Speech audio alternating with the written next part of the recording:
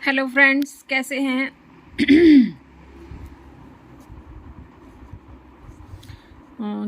Good morning all of you. Today we will do chapter number 4, national income and related aggregates. Okay, तो देखिए, मैंने बोला था आपको कि एक बार इसकी थ्योरी कर लेना तो न्यूमेरिकल आपको अच्छे से समझ में आ जाएंगे. तो थ्योरी मैं आज करवा देती हूँ आपको. ठीक है भाई, तो ये देखिएगा. फर्स्ट पॉइंट है हमारा, कह रहा है कि भाई नेशनल इनकम का जो अध्ययन करना इतना सरल नहीं है. इसे निम्नलिखित कंसेप्ट शामिल हैं. फर्स्ट देखो, domestic territory of a country, जो मतलब कि कहता है कि एक घरेलू सीमा की धारणा से विपरीत देश की राजनीतिक या भौगोलिक सीमा से लिया जाता है. ठीक है, जो हमारे देश की भौगोलिक सीमा होती है, राजनीतिक सीमा होती है, उससे लिया जाता है. घरेलू सीमा में वो इंक्लूड होती है. राष्ट्रीय आय लेखा में भी घरेलू सीमा शब्द का प्रयोग विशेष अर्थ में किया जाता है. घरेलू सीमा की परिभाषा निम्नलिखित बातों में शामिल है. देखो, देश की राजनीतिक भौगोलिक सीमा समुद्र सहित इसमें शामिल होती है. हमारे देश के जो निवासी हैं उनके द्वारा 2 या 2 से अधिक बीच जलयान चलाए जाने वाले जलयान एवं वायुयान यानी कि शिप्स और एयरक्राफ्ट. उदाहरण के लिए जापान एवं कोरिया के बीच भारतीय समुद्री जहाज़ों का आना जाना जो है, एयर इंडिया द्वारा इंग्लैंड व कनाडा के बीच पाए जाने वाले यात्री वायुयान भी घरेलू सीमा में ही शामिल होते हैं, घरेलू सीमा का ही भाग है. ठीक है, नेक्स्ट देखो, मछली पकड़ने की नौकाएं, तेल, प्राकृतिक गैस, तैरते हुए प्लेटफॉर्म जो अंतर्राष्ट्रीय जल सीमा में उस देश में निवासियों द्वारा चलाए जाते हैं. जो अंतर्राष्ट्रीय जल सीमा में उस सीमा में देश के निवासियों द्वारा चलाए जाते हैं जिनमें देश को तेल खोजने का अधिकार है. उदाहरण के लिए भारतीय मछुआरों द्वारा मछली पकड़ने की नौकाओं को हिंद महासागर के अंतर्राष्ट्रीय जल मार्ग में चलाना जो है भारत की घरेलू सीमा का अंग है. यानी कि भारतीय मछुआरों का वहां पर जाकर मछली पकड़ने की नौकाओं को हिंद महासागर के अंतर्राष्ट्रीय जल मार्ग में चलाना क्या है, घरेलू सीमा का अंग है. किसकी? भारत की. ठीक है, नेक्स्ट देखिए, एक देश के विदेश में स्थित दूतावास, वाणिज्य दूतावास, सैनिक प्रतिष्ठान, वैज्ञानिक स्टेशन, सूचना आप्रवास कार्यालय, सहायता एजेंसियां, कुछ संस्थाएं. उदाहरण के लिए अमेरिका में भारतीय दूतावास भारत की घरेलू सीमा का ही अंग है. भारत में अमेरिका का दूतावास भारत की घरेलू सीमा का अंग नहीं है. ये कह रहा है कि जो अमेरिका में भारत का दूतावास है वो भारत की घरेलू सीमा का अंग है, लेकिन जो भारत में अमेरिका का दूतावास है वो अमेरिका की घरेलू सीमा का अंग बनेगा ना कि भारत का. ठीक है, अच्छा भाई देखो, अब भारत के सामान्य निवासी और भारत के गैर निवासी. देखो, भारत में स्थित दूतावासों में काम करने वाले भारतीय. ठीक है, भारत में स्थित विदेशी दूतावास में काम करने वाले भारतीय कौन है? भारत के सामान्य निवासी हैं. ठीक है, भारत के गैर निवासी कौन है? कनाडा और जापान में स्थित भारतीय दूतावासों में काम करने वाले विदेशी. ठीक है, वो भारत के गैर निवासी हैं. सेकंड देखो, भारत में स्थित WHO वर्ल्ड हेल्थ ऑर्गेनाइजेशन में काम करने वाले भारतीय. ठीक है, भारत में स्थित WHO में काम करने वाले भारतीय.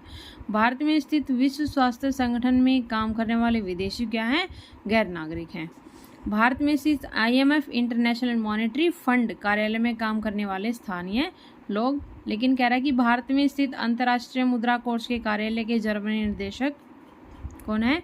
भारत के गैर निवासी. अमेरिका में भारत का राजदूत, अभी पढ़ा था ना पीछे, जो अमेरिका में भारत का राजदूत है वो भारत का सामान्य निवासी है. लेकिन भारत में USA का राजदूत जो है वो भारत का गैर निवासी है, वो भारत का निवासी नहीं होगा. भारत में 1 वर्ष से अधिक के लिए रहे विदेशी नागरिक अध्ययन तथा चिकित्सा के लिए आए व्यक्तियों के लिए अतिरिक्त. ठीक है, भारत में 1 वर्ष से अधिक की अवधि के लिए रहे विदेशी नागरिक अध्ययन एवं इनको छोड़ के अध्ययन एवं चिकित्सा के लिए आए व्यक्तियों को अतिरिक्त, इनको छोड़ के बाकी जो भारत के नागरिक कहलाएंगे. ठीक है, 1 वर्ष से कम की अवधि के लिए भारत में काम कर रहे विदेशी तकनीक विशेषज्ञ, यानी कि जिनको 1 वर्ष से कम की अवधि हुई है भारत में काम कर रहे हैं कौन? विदेशी तकनीकी विशेषज्ञ. ठीक है, तो वो क्या है? Non residential of India. ठीक है भाई, नेक्स्ट देखो घरेलू एवं राष्ट्रीय धारणाएं। अब ये हमें यहाँ से ये पता लगा कि हम निकालते कैसे हैं, ठीक है। घरेलू उत्पाद या आय की धारणा का संबंध किसी देश की घरेलू सीमा में सभी उत्पादक सामान्य निवासियों द्वारा या गैर सामान्य निवासियों द्वारा उत्पादित उत्पादन से है, ठीक है। हमारी घरेलू सीमा में जो हमारे सामान्य निवासी हैं या गैर निवासी हैं, जो भी उत्पादन किया जाता है वो घरेलू सीमा में इंक्लूड होता है, ठीक है। अब ये कह रहा है यदि घरेलू उत्पाद या घरेलू आय में विदेशों से निविल कारक आय को जोड़ दिया जाए तो हमें क्या मिलेगा भाई, राष्ट्रीय उत्पाद आय का अनुमान हम लगा सकते हैं। कह रहा है कि घरेलू आय में अगर विदेशों से निविल कारक आय जोड़ दी जाए तो हमें क्या मिल जाएगा, राष्ट्रीय आय, ठीक है भाई।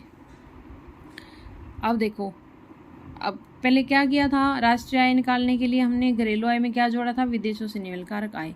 अब हमें निकालनी घरेलू आय, तो देखो इसको निकालने का मैं आपको आसान सा तरीका बता देती हूँ, याद नहीं रखना पड़ेगा, रटने की ज़रूरत नहीं है, ये कंसेप्चुअल चीज़ है भाई, कंसेप्ट समझ लो, हमेशा याद रहेगी। अब देखो घरेलू आय निकालनी है तो इसको इधर ले आओ, ये निकालनी है, इसको फ्रंट में रखेंगे। अब राष्ट्रीय आय थी हमारे पास, तो राष्ट्रीय आय को इधर ले आओ, जब राष्ट्रीय आय इधर आएगी तो विदेशों से निविल कारक आय माइनस हो जाएगा, क्योंकि ये चीज़ यहाँ पर आ गई, ठीक है। कंसेप्चुअल है ये, कंसेप्ट याद कर लो, अपने आप चीज़ याद रहेगी। राष्ट्रीय आय निकालने के लिए क्या करेंगे, घरेलू में प्लस कर देंगे निविल कारक आय, और जब घरेलू निकालेंगे तो राष्ट्रीय आय में से माइनस कर देंगे निविल कारक आय, ठीक है।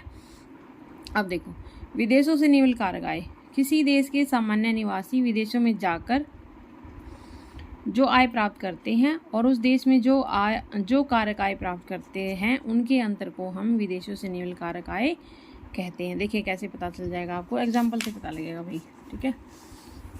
ये कह रहा है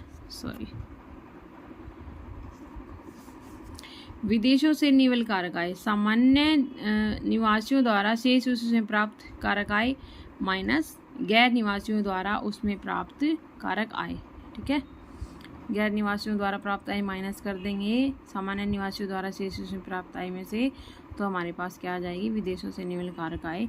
विदेशों से निविल कारक आय देखो 1000 क्या हमारे पास सामान्य निवासियों द्वारा, ठीक है, और ये हमारे गैर निवासियों द्वारा है, तो इसमें से माइनस कर देंगे तो 200 करोड़ रुपए हमारे पास ये आ गई, ठीक है। अब देखो विदेशों से प्राप्त निविल कारक आय के घटक कौन कौन से भाई, उसमें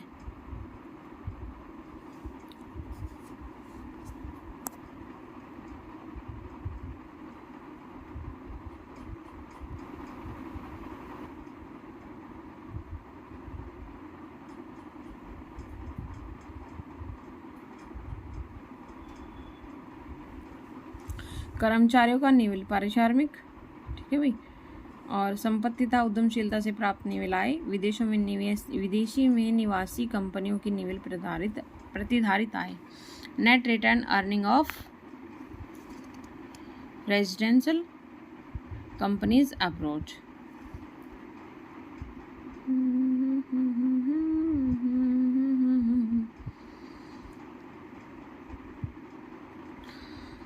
बहुत प्यार करते हैं तुमको सनम।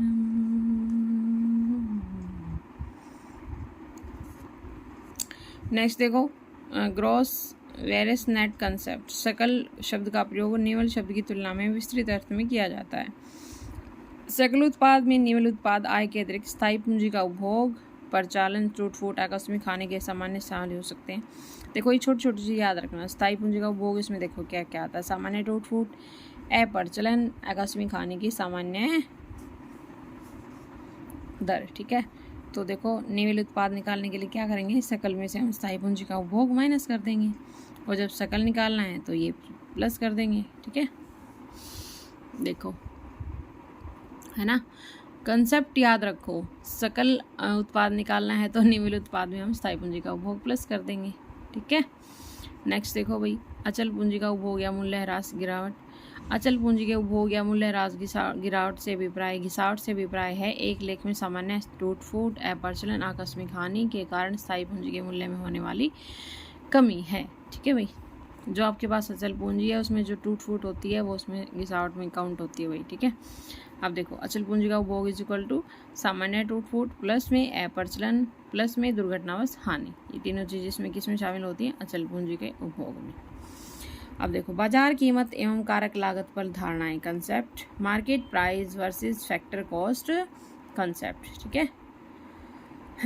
दिस इज़ वेरी इंपॉर्टेंट, ये आपकी बहुत हेल्प करेगा भी न्यूमेरिकल निकालने में, तो आप इसको ध्यान से पढ़ो। देखो राष्ट्रीय आय राष्ट्रीय उत्पाद को बाजार कीमत एवं कारक लागत के रूप में भी व्यक्त किया जा सकता है। बाजार कीमत में व्यक्ति राष्ट्रीय आय उत्पाद को बाजार कीमत पर राष्ट्रीय आय अथवा बाजार कीमत पर घरेलू आय कहा जाता है। इसी प्रकार कारक लागत के रूप में राष्ट्रीय आय को कारक लागत पर राष्ट्रीय आय कहा जाता है। उसमें दो चीज़ों का अंतर पाया जाता है, बाजार कीमत में दो चीज़ प्रभाव सम्मिलित होते हैं, सब्सिडीज और अप्रत्यक्ष कर। आर्थिक सहायता का प्रभाव जिसके कारण बाजार कीमत घटती है, ठीक है भाई, और अप्रत्यक्ष कर जिनके कारण बाजार कीमत बढ़ जाती है, ठीक है। जब हम इनडायरेक्ट टैक्स पे लग जाता है किसी चीज़ पर तो उसकी कीमत बढ़ जाएगी, लेकिन जब सब्सिडी मिलती है तो उसकी कीमत कम हो जाएगी। अब देखो कंसेप्ट ये कह रहा है कि बाजार कीमत पर राष्ट्रीय आय माइनस अप्रत्यक्ष कर प्लस में आर्थिक सहायता, ठीक है। बाजार कीमत यानी कि मार्केट प्राइस, ठीक है। मार्केट प्राइस में हम अप्रत्यक्ष कर माइनस कर देंगे और आर्थिक सहायता प्लस कर देंगे, तो हमारे पास क्या आ जाएगी, कारक लागत पर राष्ट्रीय आय, फैक्टर कॉस्ट आ जाएगी नेशनल इनकम पर। अब ये कह रहा है कि बाजार कीमत पर राष्ट्रीय आय माइनस, इसको इस तरह भी लिख सकते हैं हम, बाजार कीमत पर राष्ट्रीय आय, बाजार कीमत मतलब मार्केट प्राइस, ठीक है, माइनस निव्वल अप्रत्यक्ष कर इज इक्वल टू कारक लागत पर राष्ट्रीय। अब देखो जो निव्वल अप्रत्यक्ष कर है उसमें दोनों चीज़ें शामिल हो जाती है, अप्रत्यक्ष कर माइनस आर्थिक सहायता, ठीक है भाई। यहाँ तक इस वीडियो में कर लेना, बाकी दूसरी वीडियो में करवाऊंगी। Thank you dear student, this is chapter number 4 class 12। ये थोड़ी सी थ्योरी है क्योंकि भाई इसके बगैर आपको एग्जाम्पल समझ में नहीं आएंगे, ठीक है। मैंने एग्जाम्पल भी करवाए हुए हैं तो आप वीडियो में देख सकते हैं। और आपसे एक रिक्वेस्ट है, प्लीज़ चैनल को शेयर लाइक सब्सक्राइब कीजिएगा, ठीक है भाई। जो भी 11th-12th के स्टूडेंट हैं सब इन वीडियो के साथ जुड़ जाइए। मैं आपको कंप्लीट सिलेबस करवाऊंगी 11th-12th का, बिल्कुल कंप्लीट, ठीक है। और अगर जो और भी स्टूडेंट हैं जैसे बीए के हैं तो वो भी आप मतलब अपना मुझे टॉपिक भेज सकते हैं, तो मैं वीडियो बना के डाल दूँगी, ठीक है भाई। Dear student thank you, video को लाइक शेयर सब्सक्राइब कीजिएगा।